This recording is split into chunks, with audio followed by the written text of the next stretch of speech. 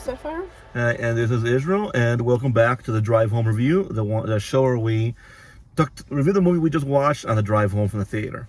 And today we are talking about Guardians of the Galaxy Volume 3. It was really, really awesome. When I first started watching it, though, I was kind of disappointed just a little tiny bit when it first started, because everything you see in the trailers actually are everything that's starting. Yeah, almost. The trailers are very misleading about what's going to happen in the movie, and I don't want to ruin it. But yeah, the trailers were a little misleading. It was a little bit disappointing in front. I thought I was going to be disappointed because I was like, wait, you're hearing all these rumors about it. I guess that's why they do it. Yeah. I'm pretty sure some of those rumors were spread on purpose and they were false. Yeah, no, but I did like it. I kind of felt like I wished that's what the first one would have been, because there was such an amazing combat scene toward the end. I would have loved to have seen more of that over the course of 3 films. And if this is the final one, I feel like it is a good send-off, although I really hope it's not. I know, I hope it isn't. It does feel like an end. Thankfully, when I finally finished it, it wasn't so disappointing as I thought it would be.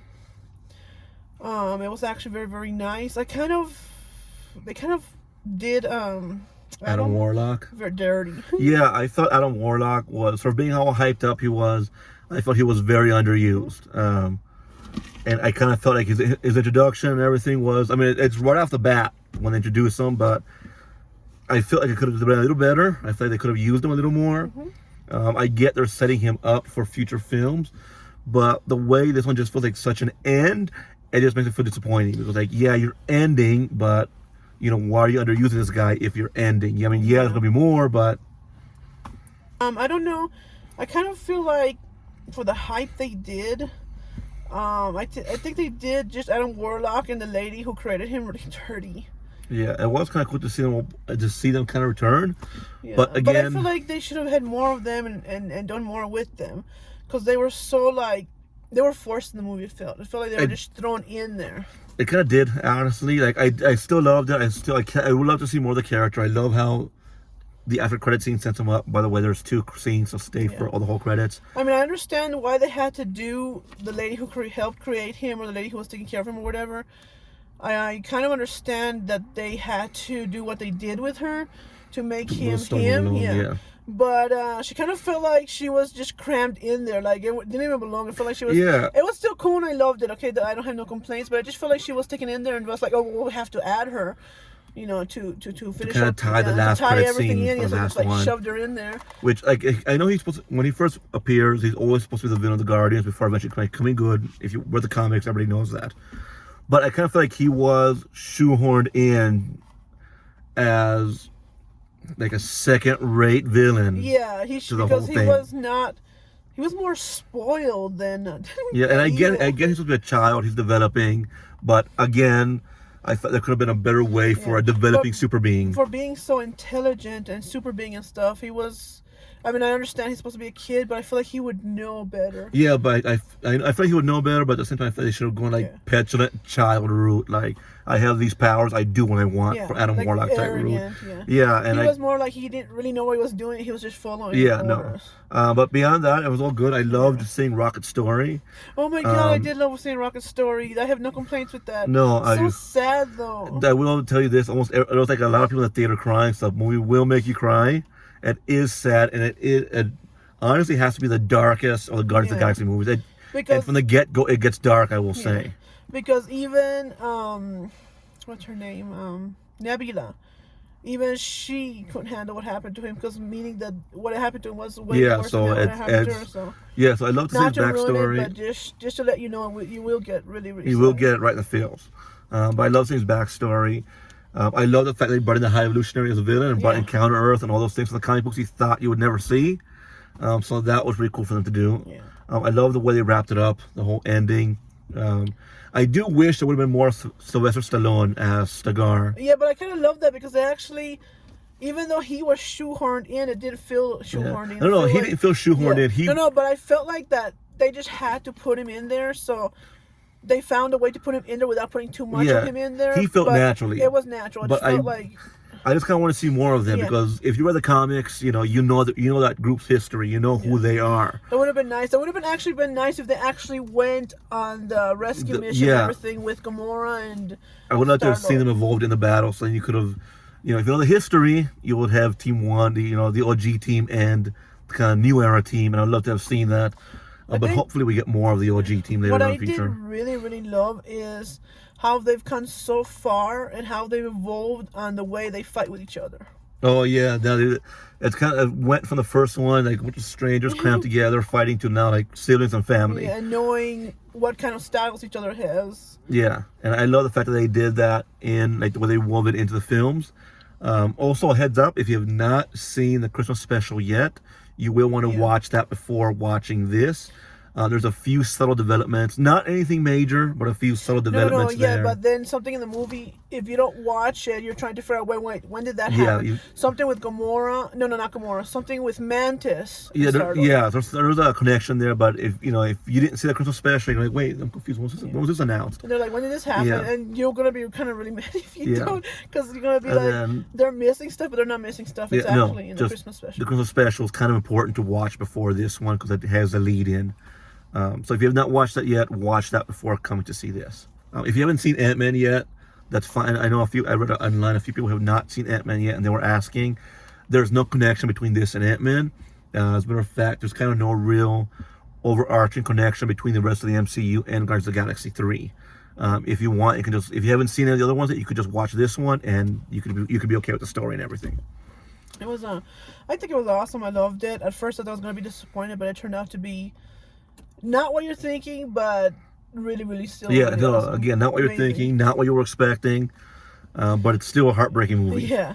If you're going in here with all the rumors you've heard or expectations, just get rid of those, because at first you'll think, oh, I'll be disappointed, but if you just keep going through the film, it's actually very, very, very awesome. No, yeah, that's a good point. Yeah, if you have any expectations or you read rumors, just put this out of your head before you go into the theater. Because you might walk out and not give it a chance, and it's actually pretty good. Because I know there's people who.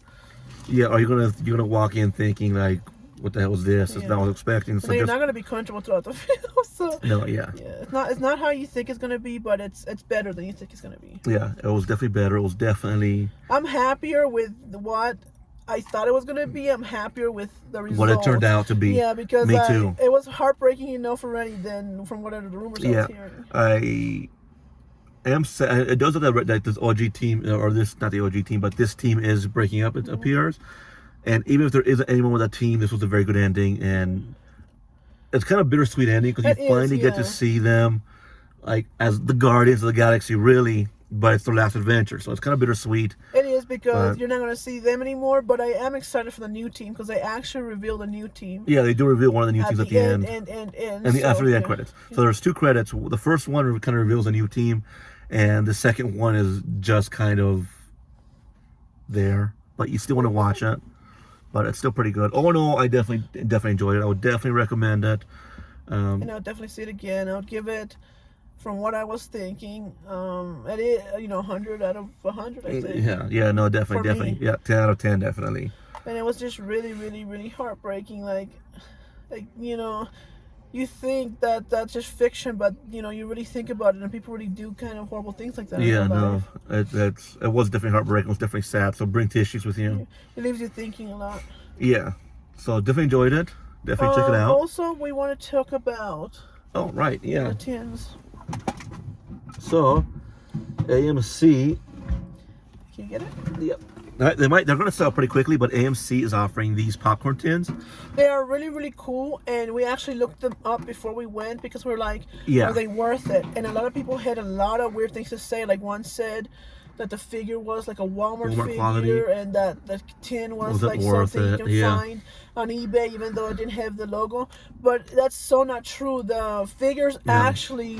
So there's a figure. It's not posable, but the only annoying bit for me is that it's attached to the bucket in a way to where it can't really be removed, and the bucket still be usable. Yeah, because if you remove him, the bucket is not usable enough. The bucket has holes in the bottom, you'll see. It'll just have a hole in it. If you open the inside, which it opens like this, like an ammo case, which is pretty cool.